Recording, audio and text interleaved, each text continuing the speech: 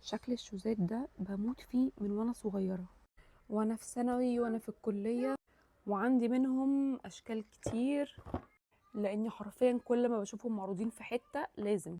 وفرحت قوي بقى لما طلعوا موضة بقى الايام دي جدا، وكلهم موجودين على موجودين في كل الويب سايتس باسم ماري جين شوز.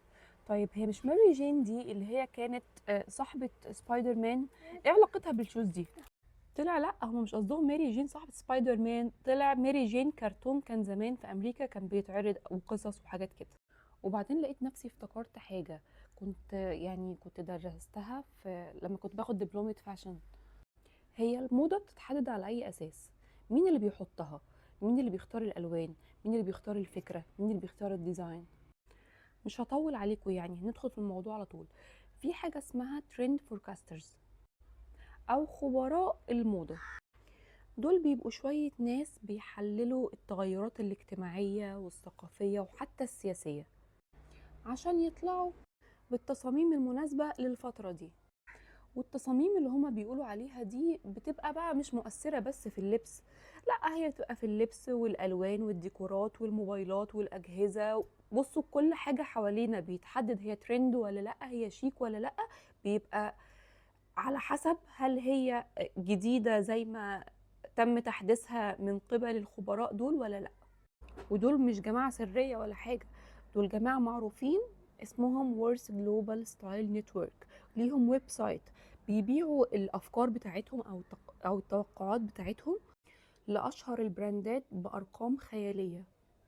تقدروا تخشوا الويب سايت بتاعهم، هتكتبوا WGSN، هتدخلوا على هتلاقوا بقى موضة 25. بس طبعا البراندات دي بتبقى واخدة التوقعات دي من قبلها بسنة علشان يبقى جاهزة الموضة بتاعتهم في الموسم في السيزون بتاعها.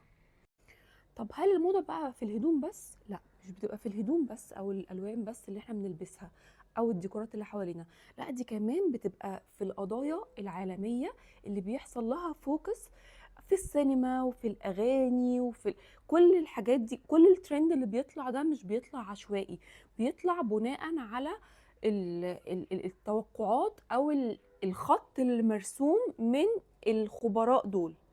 طب هل الخبراء دول دول مين او بيبقى فكرهم ايه؟ دول بيبقوا مجموعة سياسيين واقتصاديين واصحاب بقى الشركات والمصانع مثلا الكبيرة، او اصحاب التوجهات السياسية، او الماسونيين لو انتوا ليكوا فكر، اصحاب النظرية التشكيكية دي. لكن حقيقة هي بتبقى الحاجات دي كلها متعمدة.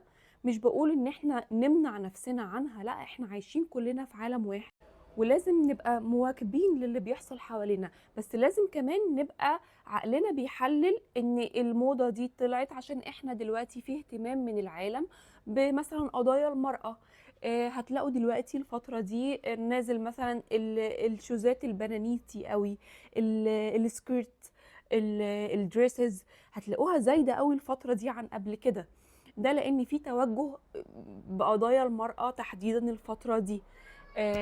كمان في الاغاني، بصوا في مثلا اغنيه ليبر، دي طالعه من سنه 2023، بس الفتره دي تحديدا مكسره الدنيا وعلى التيك توك وانستجرام وكل حاجه، تحسها مثلا لسه نازله جديده وهي من 2023، بس لانها بتتكلم عن معاناه المراه، وانا مش هفضل آلة انجاب ليك، وانا تعبت من الغسيل والشطيف طلعت دلوقتي وكسرت الدنيا لانها ماشيه مع الترند اللي طالع دلوقتي. بس حبيت اقول لكم ان الترند والحاجات دي كلها تقدروا تتابعوها على مثلا تخشوا الويب سايت اللي هو WGSN. ولو الالوان عايزين تعرفوا الالوان اللي طالعه السنه دي، في ويب سايت اسمه بانتون هتلاقوا فيه الالوان اللي نازله ترند. هتلاقوا كده في من الجنب ليست كده تشوف السنه اللي انت عايز تعرف الترند فيها ايه. بس خليك عارف دايما ان كل الحاجات دي مش بتبقى محطوطة عشوائيا، دي بتبقى طالعة نتيجة تحليل ودراسة للأحداث الثقافية والاجتماعية والسياسية. وممكن قوي يكون اللي بيحطوها دول ليهم نوايا، سواء بقى النوايا دي كويسة أو وحشة. بس باي باي.